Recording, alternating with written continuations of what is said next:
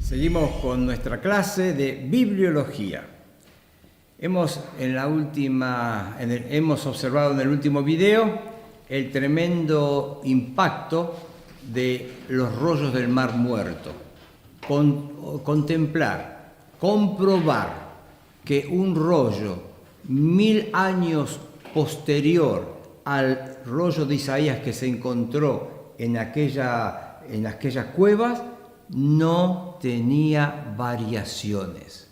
En el tiempo no había tenido variaciones. Ahora, cuando nosotros apuntamos a pensar en la confiabilidad de un manuscrito, hay dos cosas que evidentemente nos deben importar. ¿Cuáles son ellas? Primero, tratar de estar lo más cerca posible del momento en que el autor escribió. ¿No es cierto? Si nosotros podemos estar a 200 años, supondríamos que hay menos posibilidades que el texto sea contaminado que si tenemos una copia de la cual me separan 1000 años. Eso es un aspecto. Pero también otro aspecto importante es cantidad de copias. Si yo tengo una copia, es una cosa. Si yo tengo centenares o miles de copias, es otra cosa. Entonces, fíjense, les voy a mostrar ahora una tabla muy interesante en cuanto a datos que obtenemos de los que podríamos llamar autores de la literatura universal, autores clásicos. Y ahí hay varios datos. En esta tabla ustedes ven allí la fecha en la cual el autor escribió, la copia más temprana o más cercana a ese momento y el lapso que separa a esa copia del momento de su escritura. No voy a leer todo el cuadro, pero solamente algunos ejemplos. Por ejemplo, Platón, que escribió entre el 427 y el 347 a.C., la copia más temprana es del año 900 después de Cristo. O sea, hay un lapso entre esa copia y el momento que Platón escribió de 1200 años. Tácito, por ejemplo, escribió 100 años después de Cristo y la copia más temprana es del 1100, o sea, 1000 años, 10 siglos. Heródoto, que escribió entre el 480 y 425, la copia más temprana es del 900, o sea, 1300 años. Sófocles, del 496 al 406 a.C. escribió, pero la copia más temprana es del 1000, o sea, hay 1400 años. Y en algunos casos hay 7 copias, 8 copias, de algunos una sola copia. Demóstenes escribió del 283 al 222, la copia más cercana es del 1100, o sea, 1300 años. Aristóteles, 384 a 322, la copia más temprana, 1100, 1400 años. Entonces, fíjense las distancias, ¿no es cierto? Claro, y el tiempo nos hace pensar que es un enemigo para que el texto se mantenga puro. Ahora, fíjense, el texto de Isaías, esos 1000 años no alteraron el contenido del libro. ¿Por qué? Porque es la palabra de Dios. Porque Dios inspiró su palabra, es el Dios de la inspiración, pero también es el Dios de la preservación. Dios cuida su palabra. Dios lo hace. Dios lo hace.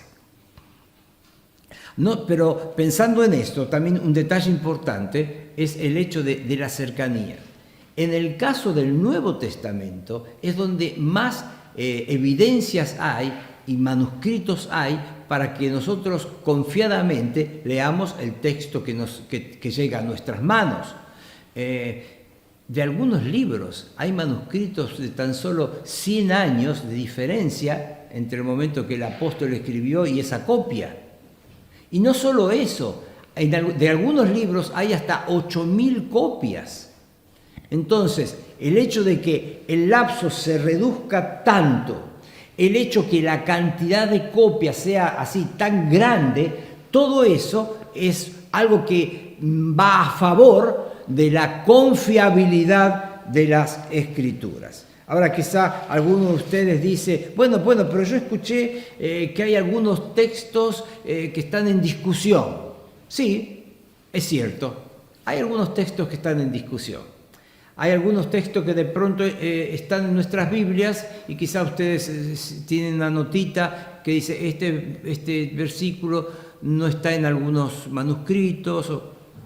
Están allí porque están en muchos manuscritos, aunque son versículos cuestionados. Pero piensen un poquito conmigo.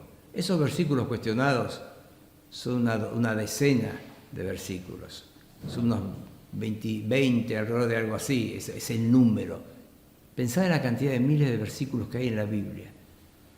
Y pensad en el hecho de que sobre esos versículos no hay ninguna doctrina fundamental basada. Es decir, lo que dicen esos versículos cuestionados por el hecho de que no están en todos los manuscritos que se han encontrado, esos versículos dicen cosas que están en otras partes de la Escritura.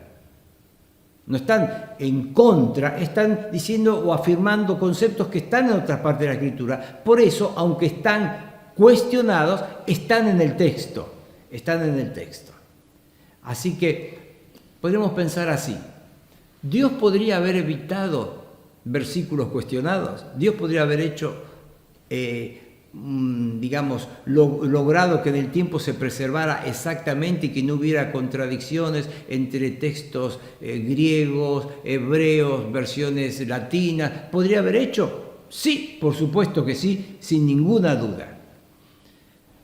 Pero a mí me parece que a veces el Señor, que conoce el corazón de los hombres, para aquellas personas que van a la Escritura buscando encontrar fallas, defectos, les deja encontrar eso. Y hay otras personas que no van a la Escritura buscando los errores, entre comillas, de la Escritura, sino buscando el pan que alimente espiritualmente su ser. Y ahí está.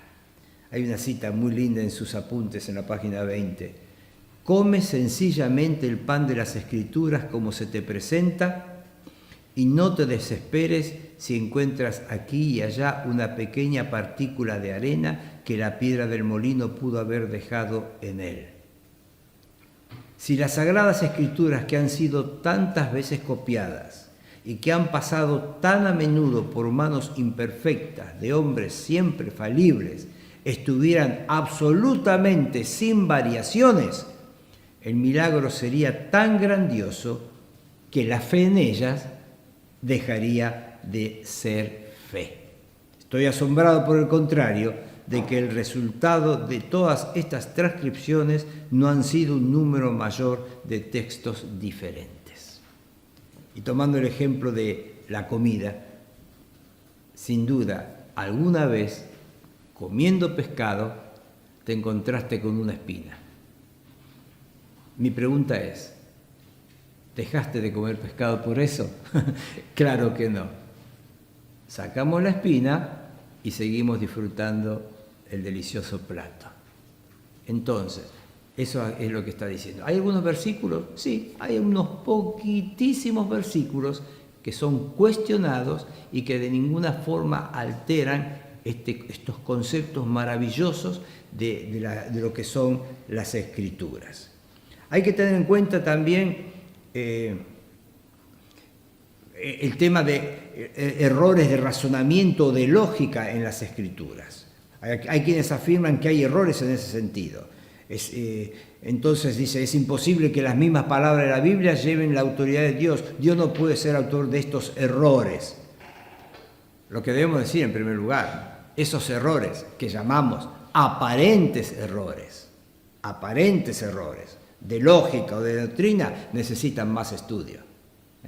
Nosotros cuando nos acercamos a la Escritura partimos de la base que es la palabra inspirada de Dios, inerrante, infalible. Entonces, donde pareciera un error, debemos tomar esa hipótesis. Es un error aparente. ¿Qué tenemos que hacer? Investigar. Y cuando a esa investigación nosotros podemos encontrar una posible solución, deja de haber contradicción. Gosén nos da esta cita: un argumento es infundado porque no comprende su alcance. Una doctrina es un prejuicio porque no la admites. Una cita no viene al caso porque su verdadero significado se te ha escapado. Recuerdo hace algunos años llegó a mis manos un comentario de la carta de Pablo a los romanos y me sorprendía al leer los comentarios porque en algún momento el autor dice: esta es una mala analogía. Y en otro lugar dice: acá hay que tratar de entender lo que Pablo quiso decir, no lo que dijo, porque lo que él está diciendo, y varias veces él utiliza expresiones así, como que el ejemplo que Pablo colocó estaba mal, como que el concepto de Pablo no era correcto, que Pablo, bueno, se te escapó el verdadero sentido. Por eso un argumento es infundado porque no comprende su alcance. Una doctrina es un prejuicio porque no la admites. Una cita no viene al caso porque su verdadero significado se te ha escapado. Es importante tener en cuenta que cuando vamos a la Escritura, especialmente cuando se trata de pasajes que aparecen más de una vez, por ejemplo, relatos del Evangelio, tenemos que tener en cuenta todas las circunstancias. Tenemos que tener en cuenta que los evangelistas tienen diferentes propósitos y por ahí, con ese diferente propósito que tienen a escribir el Evangelio, van a destacar ciertas cosas que otro no va a destacar. Pero que eso no significa que los escritos sean contradictorios, sino que son complementarios. De pronto, por alguna razón, un apóstol menciona que había un ciego, donde otro discípulo va a escribir en su relato que había 2 ciegos. Bueno, cuando encontramos eso, si analizando los textos encontramos una posible explicación, deja de haber contradicción. Tenemos que entender que los escritores tuvieron diferentes propósitos. Por eso, por ejemplo, la genealogía de Mateo, de nuestro Señor, no, es bien diferente a la genealogía de Lucas, pero no hay error, son diferentes. A veces simplemente una lectura diferente, a veces no estamos leyendo bien. Más de una vez tuve que decirle a un alumno: presta atención a esa coma, pará y después seguí. Y simplemente observar una coma cambia el sentido de una frase. No solo eso, no tenemos que pensar que el Señor narró un discurso o una parábola exclusivamente una vez. Entonces puede ser que el Señor narra una parábola un par de veces, el Espíritu Santo guía a uno a escribir un relato y a otro a escribir el otro relato, y en ambas parábolas quizá hay algunas diferencias, pero para un evangelista esa es la que va en el cuadro que él está pintando de Cristo, y para el otro sirve la otra, y cada uno escribe la que el Espíritu Santo le guía. Pero si nosotros pensamos que quizá el Señor más de una vez narró esa parábola, entonces no hay contradicción. Uno registra una y otro registra otra oportunidad. Lo mismo con los discursos, lo mismo con las cronologías, los métodos de registrar las cronologías. Finalmente, miren, hay una frase en la página 21 de sus apuntes que dice así: si Génesis 1:1 es aceptado como verdadero, el resto de la Biblia puede fácilmente ser juzgado verdadero. Los milagros no presentan dificultad para aquel que cree en la existencia de un Dios personal. Mi hermano, mi hermana, si eres creacionista, si crees que el tremendo poder de Dios creó cuanto vemos de la nada, para ese Dios tan poderoso, qué difícil puede resultar inspirar su palabra en hombres falibles. Por supuesto que es una obra mucho más sencilla si nosotros la pudiéramos comparar o medir. Así que todo esto nos habla de la confiabilidad que debe tener la Escritura para cada uno de nosotros. Siguiendo un poquito más adelante, quiero ir sobre este aspecto, las evidencias externas. Hemos hablado de evidencias internas y hemos dicho que evidencias internas son aquellas evidencias que surgen de adentro, como el término lo dice, de la misma Biblia. O sea, yo abro la Biblia y de adentro me surge que Dios habló. Voy a los profetas, Dios habló, dijo Dios, vino palabra de Jehová, y ya hemos pasado por todo el Antiguo Testamento, el Nuevo Testamento, mostrando esas evidencias. Ahora, cuando hablo de evidencias externas, son evidencias que están afuera de la Biblia, que no me muestran que la Biblia sea un libro inspirado por Dios, pero sí me muestran que es un libro único, irrepetible. Por ejemplo, evidencias, vamos a ir mencionando rápidamente algunas. Única en su continuidad.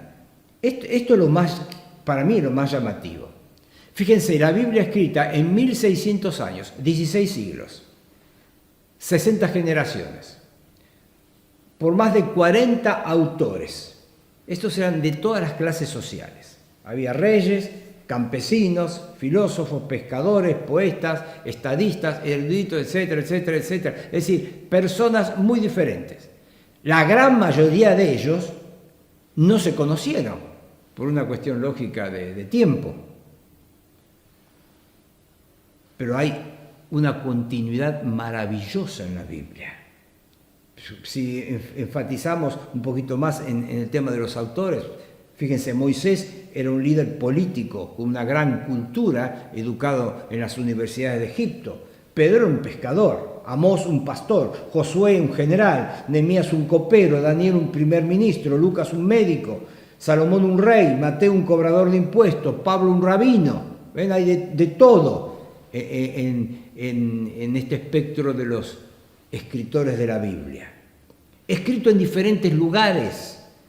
Moisés escribió en el desierto, Jeremías en una celda, Daniel tal vez en la ladera de un cerro o en un palacio, Pablo en los muros de una prisión, Lucas viajando con Pablo, Juan en la isla de Patmos. Escrito en diferentes épocas. Algunos escribieron en tiempos de paz, otros escribieron en tiempos de guerra. Escrito en diferentes estados de ánimo. Algunos de los salmos de David nos muestran que son producto de una tremenda angustia que él estaba viviendo. Pero algunos escribieron desde un momento de las cumbres de gozo, diferentes estados de ánimo. Escrito en 3 continentes, Asia, África y Europa. Escrito en 3 idiomas, hebreo, el Antiguo Testamento, griego, el Nuevo Testamento y partes en arameo. Así que todo esto nos muestra que es única en su continuidad. Y para ser única en su continuidad es algo que nos asombra. ¿Cómo puede ser? Con tanta variedad, con el hecho del tiempo tan grande, con el hecho de que son personas que la gran mayoría de ellos nunca se han visto. ¿Cómo puede ser que la Biblia tenga continuidad? Si nosotros tomáramos 3 o 4 historiadores de nuestros países y les pidiéramos que escribieran la historia del país, historiadores, y escriben, nos traen sus obras, nosotros veríamos que esos historiadores, teniendo las mismas fuentes de información, todos tienen la misma fuente, escribiendo, van a expresar cosas diferentes. ¿Qué sé yo? De vez en cuando aparece, ¿no es cierto?, lo que se llama el revisionismo histórico. Y el prócer de un día, 20 años después, era casi un traidor. Van cambiando la opinión. Acá tenemos hombres casi o más de 40 tal vez, que no se han contradecido en medio de toda esta variedad de cosas que les he mencionado. La continuidad de la Biblia es imposible de lograr si el libro fuera solamente producto humano, si solamente hombres lo hubiesen producido. Es única en su continuidad, pero también es única en su circulación, única en su circulación. Vamos a algunos ejemplos. Bueno, fue el primer libro que se tradujo. Mencionábamos el ejemplo en el video anterior, creo. La Septuaginta, cuando el rey Ptolomeo II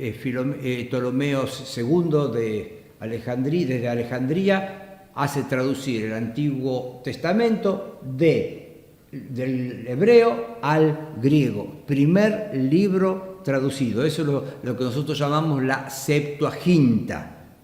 La Septuaginta. Primer libro traducido. Fue el primer libro impreso. Cuando Gutenberg fabricó la imprenta, él imprimió la llamada Vulgata Latina, la versión de la Biblia en latín popular. Ahí está, por Gutenberg. Algunas cosas más, pensemos un poquito.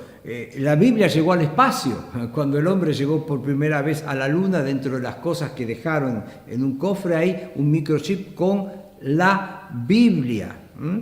El telegrama más largo del mundo fue la versión revisada del Nuevo Testamento, enviado desde Nueva York a Chicago. Única en su circulación. Y cuando pensamos en que fue traducido a más de 1500 idiomas, y cada año la Biblia es un bestseller. Cada año la Biblia es un bestseller. Existen 8000 manuscritos de la Vulgata Latina y no menos de 1000 de otras versiones primitivas, más 4000 manuscritos griegos, y tenemos 13000 copias manuscritas de porciones del Nuevo Testamento. Así que podríamos decir que con solo 12 o 20 excepciones, el texto de cada versículo del Nuevo Testamento, con 18 siglos de antigüedad, puede decirse que está de tal manera establecido por el consenso general de los eruditos que cualquier disputa debe atribuirse más bien a interpretación de las palabras más que a las palabras mismas. Así que, evidencia interna, su continuidad. ¿Cómo puede ser que todos estos escritores pudieron escribir sin contradecirse? Su circulación. ¿Cómo es que ha tenido una circulación y tiene una circulación tal? Única también en su traducción, ya lo he mencionado, ¿no es cierto? Primer libro traducido y los miles de copias que tenemos en manuscritos de la Escritura. Y además, no solo eso, única en su supervivencia. No hay un libro más perseguido que la Biblia. Sin embargo, ahí está, persevera, permanece. En el año 303, el Imperio Romano era gobernado por un emperador muy malvado llamado Diocleciano. Y él expidió un edicto decretando la destrucción de los cristianos, el aniquilamiento de los cristianos y de su libro sagrado. Parecía que era el fin. Pero después de Diocleciano vino Constantino. Y Constantino supuestamente se convirtió. Y entonces él, 25 años después del edicto de Diocleciano, promulgó un edicto para que se prepararan 50 copias de la Biblia pagas por el Estado. El mismo Estado que perseguía, ahora es el mismo Estado que paga las copias del Antiguo Testamento. Cuando un monarca francés propuso que se persiguiera a los cristianos en sus dominios, un anciano estadista le dijo: «Señor, la iglesia de Dios es un yunque contra el cual se han gastado muchos martillos. Así que tenemos evidencias externas. La Biblia es única. No hay ninguna comparación. Única en su continuidad. Y como ustedes pueden leer en la porción del libro que yo les pedí que leyeran y resumieran, está el tipo y el antetipo, está la profecía y su cumplimiento, todo perfectamente conectado. Continuidad, circulación, los datos son impresionantes, traducción, la cantidad de idiomas y dialectos a los cuales ha llegado la palabra de Dios, y la supervivencia. Hubo siglos, tiempos donde los cristianos verdaderos iban a las hogueras en los autos de fe de la Santa Inquisición por un solo pecado: tener un libro, la Biblia. Amar, guardar, seguir un libro, el libro de Dios, la Biblia. Todas estas son evidencia de lo que este libro es. Finalmente concluimos este video con una frase de Schaeffer. Él dijo: la Biblia no es la clase de libro que el hombre escribiría si pudiera, o que podría escribir si quisiera. Tómate tiempo para leerla otra vez, parece un trabalengua, ¿no? Pero fíjate, es así. No es la clase de libro que el hombre escribiría si pudiera. Si el hombre pudiese decidir qué escribir, posiblemente, ¿por qué escribir de la caída de David? Cuando David fue el que derrotó a Goliat y fue un hombre tan cercano a Dios. ¿Por qué escribir la negación de Pedro, cuando Pedro fue un siervo tan utilizado en los primeros tiempos de la iglesia? Pero no es cuestión de poder, es la guía de Dios. O que podría escribir si quisiera, no es tampoco escribir lo que yo quiero. ¿Cómo se podría escribir el origen del universo? ¿Cómo se podría escribir en cuanto a los eventos futuros? No es solamente cuestión de querer. Así que no pasa por el poder, no pasa por el querer. La Biblia no es la clase de libro que el hombre escribiría si pudiera o que podría escribir si quisiera. La Biblia es única. Y como dice la vieja canción, ama la Biblia que Dios nos ha dado. Como siempre, terminamos con un versículo del Salmo 119, y esta vez será el versículo